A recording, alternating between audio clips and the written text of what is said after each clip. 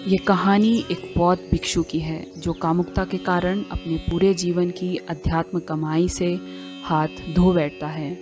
एक भिक्षु होते हुए भी उसे सांसारिक मोह उसे अपनी तरफ खींचता है और सब कुछ छोड़ गृहस्थ जीवन जीता है। लेकिन कुछ ही समय में उसका ये फैसला उसके गले की हड्डी बन जाता है। कहानी शहर के जीवन से दूर तिब्बत के कुछ बौद्ध समुदायों की है।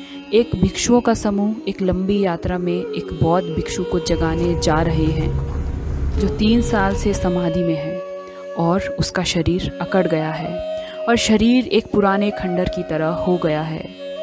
भिक्षु का नाम ताशी होता है। ताशी के कान में एक शिष्य कहता है, समय हो गया है। ताशी का शरीर साफ किया जाता है और उसे नदी के पास लाया जाता है। आश्रम से लौटते वक्त ताशी एक पत्थर में लिखा देखता है, तुम पानी की एक बूंद को सूखने से कैसे बचाओगे।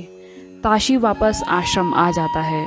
कुछ दिन बाद आश्रम में एक समारोह किया जाता है जिसमें रिंपोचे यानी लामा गुरु के अवतार ताशी को खेम्पू की उपाधि देते हैं। बुद्धिज़्म में खेम्पू एक डिग्री होती है जो बुद्धिज़्म में गहन अध्ययन के बाद मिलती है, जिससे कि स्वाभाविक है कि ताशी का भविष्य काफ़ी उज्जवल है। इस समारोह के दौरान ताशी की नज़र एक स्त्री पर पड़ती है जो अपने नवजात शिशु को स्तनपान करा रही होती है। ताशी की नज़र उस पर टिक जाती है और उसके गुरु आपू उसे वहाँ से ले जाते हैं।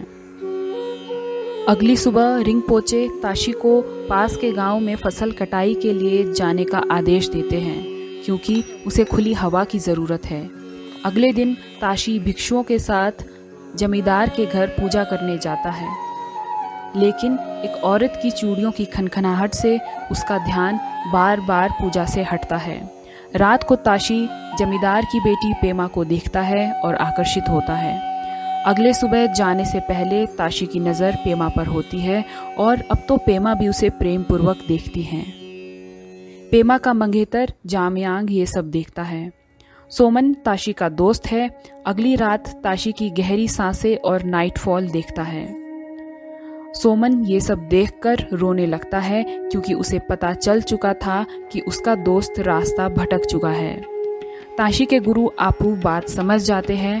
वो ताशी को बुलाकर नक्शा देते हैं और उसे वहां जाने को कहते हैं। ताशी के साथ आश्रम का काला कुत्ता भोलू भी जाता है।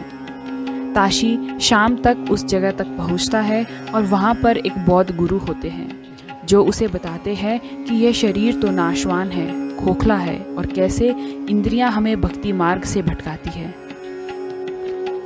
लेकिन ताशी की इंद्रियां उसके ज्ञान के चक्षु बंद किए हुए थी। अब ताशी वापस आश्रम पहुंचता है और अपने गुरु से कहता है कि आपने ब्रह्मचर्य को जीवन का सर्वोच्च मार्ग बताया है, तो मैं इतना बेचैन क्यों हूँ और किसी चीज़ को बिना जाने मैं उसका त्याग कैसे कर सकता हूँ। लामा आपू ताशी पर कुछ भी थोपना नहीं चाहते थे। उन्होंने ताशी को अपना मार्ग खुद चुनने की आज्ञा दी। रात को जब सब सो रहे थे तब ताशी अपने घोड़े पर सवार होकर आश्रम से चला जाता है। घाटी से नीचे उतरकर ताशी अपने लामा वस्त्र उतारता है क्योंकि उसे भी इस जबरदस्ती के बंधन से मुक्त होना था। पर तभी ताशी का कुत्ता उस पर भौंकता है जैसे कि वो उसे अब पहचानता ना हो और चला जाता है।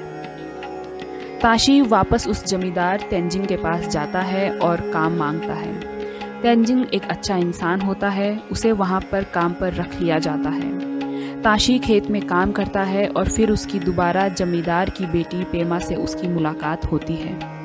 पेमा उसे देखकर हैरान होती है और उसे पूछती है कि तुमने ये सब क्यों किया। ताशी कहता है कि उसने ये सब पेमा के लिए किया है और वो पेमा की राय जानना चाहता है कि अगर वो उसे स्वीकार करेगी या नहीं। लेकिन पेमा भी उसे पसंद करती थी। आधी रात को जब पेमा घर पर दाखिल होती है तब उसकी माँ उधर आती है और उसके मुंह में कालिक पोत देती है क्योंकि घर वालों को पता चल चुका होता है कि वो ताशी के साथ थी। जमींदार तेंजिम और पेमा का मंगेतर जाकर ताशी की पिटाई करते हैं, लेकिन थोड़ी ही देर में तेंजिम ताशी को पहचान जाता है और मरहम पट्टी करता है।